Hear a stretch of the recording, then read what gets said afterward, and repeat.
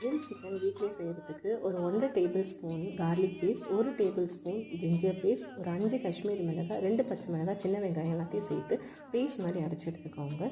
இந்த பேஸ்ட்டை தனியாக வச்சுக்கலாம். அப்புறம் ஒரு பாத்திரத்தில் ஒரு 50 ml தயிர், இந்த அரைச்ச பேஸ்ட்லேருந்து 2 ஸ்பூன் உப்பு, அப்புறம் ஆயில், நம்ம ரீஃபைண்ட் ஆயில் யூஸ் பண்ணிக்கலாம். அதுக்கப்புறம் கஸ்தூரி மேத்தி லீவ்ஸ் இருக்கு இல்லைங்களா, அதை நல்லா க்ரஷ் பண்ணி போட்டு எல்லாத்தையும் நல்லா மிக்ஸ் பண்ணிக்கணும். மிக்ஸ் பண்ணிவிட்டு சிக்கனை இதில் போட்டு எல்லா இடத்துலையும் சரிசமமாக வர மாதிரி தேய்ச்சி இந்த பேஸ்ட்டை கவர் பண்ணிவிட்டு ஒரு 3 மணி நேரத்துக்கு மேரினேட் பண்ணிக்கணும்.